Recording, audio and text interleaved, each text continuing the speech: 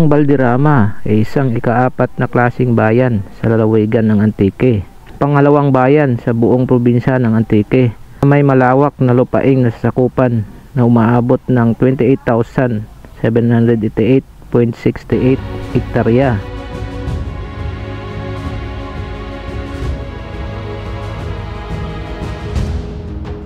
Ayon sa Censo 2020, ito ay may populasyon na 19,971 at may 4,750 household. Ito ay matatagpuan sa gitnang bahagi ng probinsya.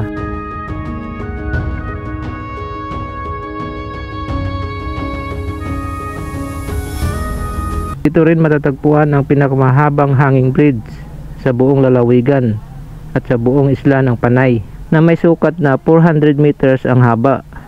Sagana rin ang bayang ito sa magagandang tanawin. Isa na dito ang rice terraces ng Barangay Binanugan. Kaya tara, samahan nyo kami sa aming biyahe. Let's go! Brum brum! Good morning, good morning. Magra-ride kami ngayon ni Bria Motovlog sa parte ng Valderrama, Antique. Ayun, weather check. Medyo makulimlim. Medyo hindi kagandahan yung kalangitan natin ngayon. So sana wag namang bumagsak yung malakas na ulan mamaya. Pupuntahan namin ngayon yung Valderrama Rice Terraces. Ano ba to? Natutulog? Lasing yata to yo. Ako, ang hirap naman. Yun no.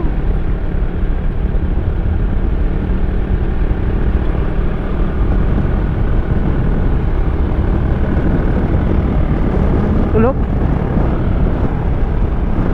Tutulog yata yan or lasing yata. Nako, delikado yun.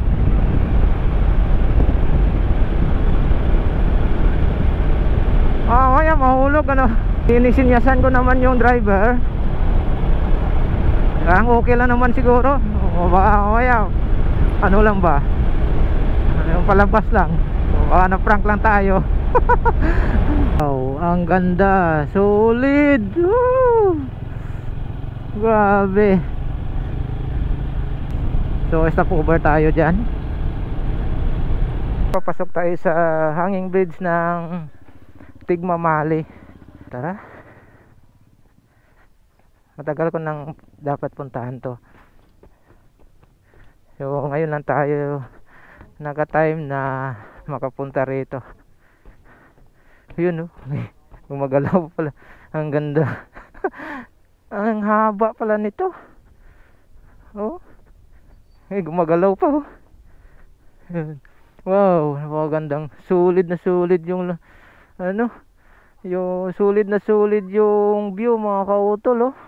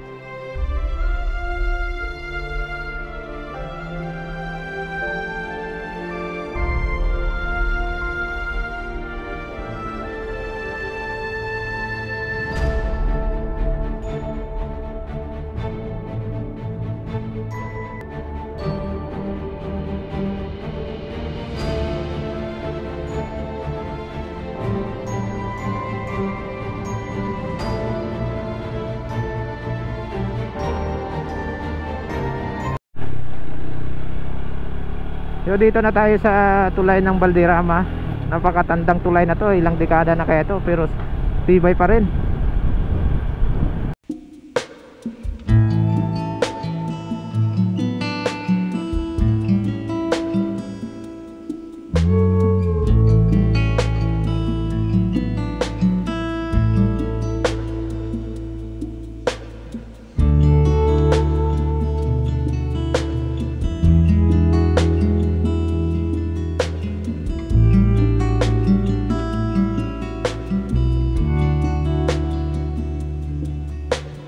dito tayo.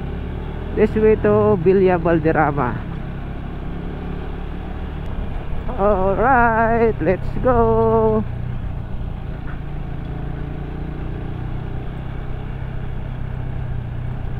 Ayun, stop over kami rito.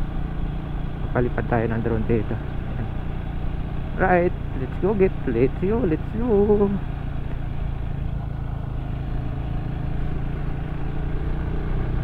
Ang ganda kasi maliwanag pala rito pag gabi kasi may solar. Yun, oh.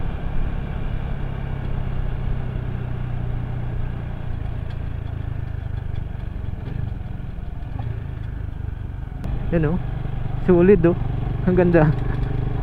Yan, ditong lugar na to na nagpapalipad si Kapo ng drone niya nung pumunta siya rito sa Antique. Dito kami ngayon sa sa Valderrama Rice Terraces.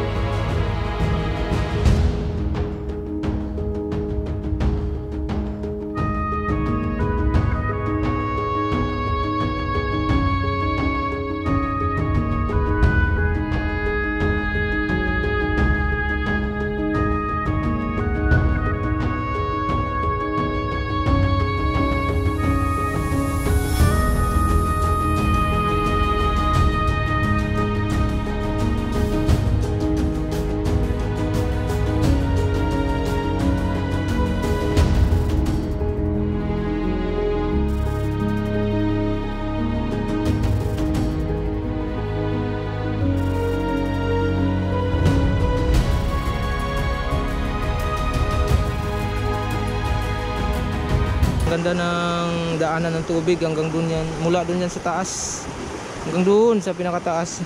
Ang ganda ng ginawan talaga nila hanggang doon sa baba doon, para hindi kaagad masisira.